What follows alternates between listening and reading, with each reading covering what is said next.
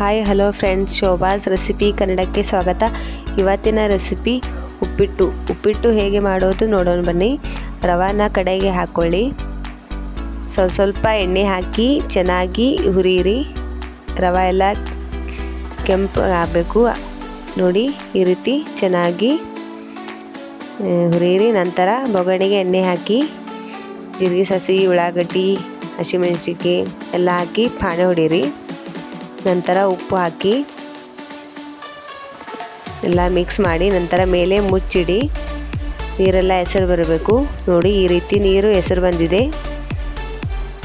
ನಂತರ ಅದಕ್ಕೆ ರವೆ ಹಾಕಿ ಸ್ವಲ್ಪ ರವೆ ಹಾಕಿ ಚೆನ್ನಾಗಿ ಕೈ ಆಡಿಸ್ಕೊಳ್ಳಿ. ನೋಡಿ, ಗಂಟಾಗಲಾರ್ದಂಗೆ ಚೆನ್ನಾಗಿ ರವಾನ ಚೆನ್ನಾಗಿ ಮಿಕ್ಸ್ ಮಾಡ್ಕೋಬೇಕು. ನೋಡಿ, ಈ ರೀತಿ ಚೆನ್ನಾಗಿ ಮಿಕ್ಸ್ ಮಾಡ್ಕೊಂಡು ಚೆನ್ನಾಗಿ ಕುದಿಬೇಕು. ಅದು ತುಂಬಾ ಟೇಸ್ಟಿಯಾಗಿರುತ್ತೆ.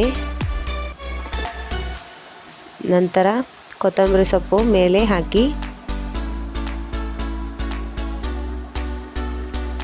ಚೆನ್ನಾಗಿ ಮಿಕ್ಸ್ ಮಾಡ್ಕೊಳ್ಳಿ.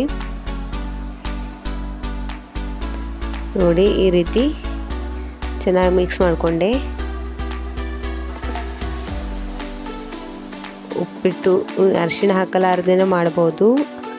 ನೋಡಿ, ಈ ರೀತಿ ಉಪ್ಪಿಟ್ಟು ರೆಡಿಯಾಗಿದೆ. ನಂತರ ಮೇಲೆ ಒಂದು 5 ನಿಮಿಷ ಮುಚ್ಚಿಡಿ.